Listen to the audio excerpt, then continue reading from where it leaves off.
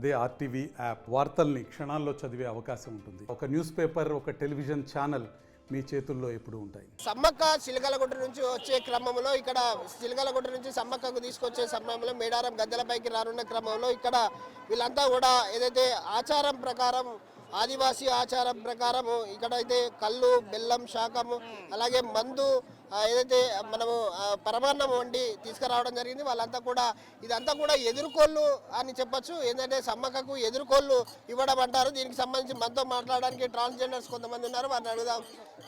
చెప్పండి, అసలు ఏంటి ఇదంతా ఈ ఆచారం అంతా? నాకు చిన్నప్పుడు 9 ఏళ్ళ వయసు సమ్మక్క వారు నా మీద పూనుకున్నారు. అప్పటి నుంచి ప్రతి సంవత్సరం సమ్మక్క ఇలా ఎదుర్కొని ఇవ్వడం జరుగుతుందండి. ఇది మా ఆచారము.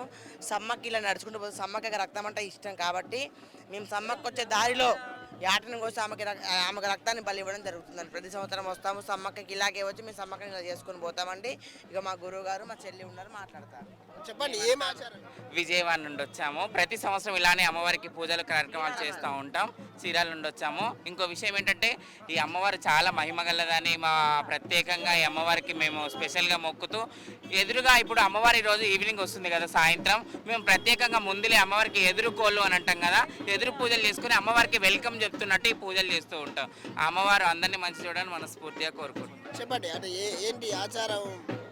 ఈ ఆచారం చూడొచ్చు, ఏదైతే మనము చూసొచ్చు ఎదుర్కోళ్ళు అంటారు. దీన్ని ఎదుర్కోళ్ళకు సంబంధించి అమ్మవారికి పూర్తిగా ఏదైతే ఎదుర్కోళ్ళు ఇస్తున్నారో వాళ్ళకు సమ్మక్కకు రక్తం అంటే చాలా ఇష్టం కాబట్టి రక్తంతో వాళ్ళంతా కూడా ఎదుర్కోళ్ళు చేస్తూ ఉన్నారు. సాయంత్రం సమ్మక్క రానున్న నేపథ్యంలో వీళ్ళంతా కూడా ఇక్కడ చేరుకొని వీళ్ళంతా విజయవాడ నుంచి వచ్చారు. విజయవాడ దగ్గర చీరాలంటే చీరాల నుంచి వచ్చిన వాళ్ళు వీళ్ళంతా కూడా ప్రతి సంవత్సరం కూడా ఇలాగే వస్తారు. వాళ్ళందరూ కూడా పూర్తిగా మనం చూడొచ్చు. వాళ్ళందరినీ కూడా ఎక్కడి నుంచి వచ్చారండి? మేము వరంగల్ కలిసి ఏంటి ప్రతి ఏడు వస్తున్నారా? ఎవ్రీ ఇయర్ ఏంటండి ఇదంతా పసుపు కుంకుమ పూసుకున్నారు?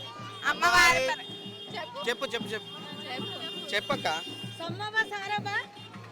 సమ్మవ సారవ కొలువుండే దేశం కాబట్టి ఖచ్చితంగా పసుపు కుంకుమలతోని బండారుతోని అమ్మవారికి వేసుకోవడానికే వస్తాను ఇక్కడికి మేము.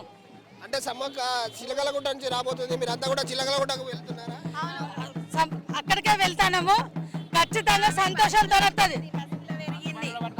పసుపులో పుట్టింది, పసుపులో పెరిగింది బంగారు తల్లి సమ్మవ్వ. ప్రతి ఒక్కరి కష్టాలను దూరం చేసే ఆదిశక్తి. వనంలో నుంచి వచ్చిన కొయ్య ధరల నుంచి పుట్టిన ఆడవిల్ల. మా కష్టాలన్నీ నెరవేర్చి అమ్మవారి సంతోషం కోసం మేము కూడా సంతోషాలతోని పసుపు పోతే అమ్మవారిని ఆడుకుంటా సంతోషంగా అమ్మవారి చెరువు గట్టు కాడికి పోయి సంతోషంగా వనదేవత కాడికి పోయి సంబరాలు చేసుకుంటా ఆడుతూ పాడుకు అనుకుంటా చేసుకుంటూ వస్తున్నాం. అమ్మవారు ఎంత సంతోషంగా ఉన్నదో శివసత్తులం శివగణాలం అందరం ఇంతే సంతోషంగా ఉండి అమ్మవారి కాడికి పోతున్నాం.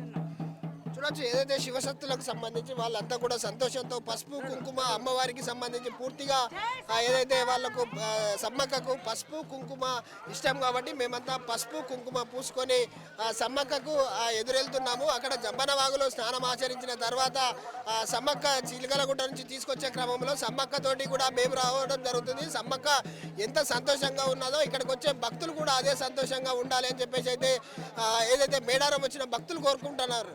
కెమెరామెన్ రాజుతో విజయసాగర్, ఆర్టీవీ న్యూస్, చిలకలగట్ట, మేడారం. మరిన్ని వీడియోస్ కోసం ఛానల్ ని సబ్స్క్రైబ్ చేయండి. లేటెస్ట్ అప్డేట్స్ కోసం వాట్సాప్ ఛానల్ ని ఫాలో చేయండి.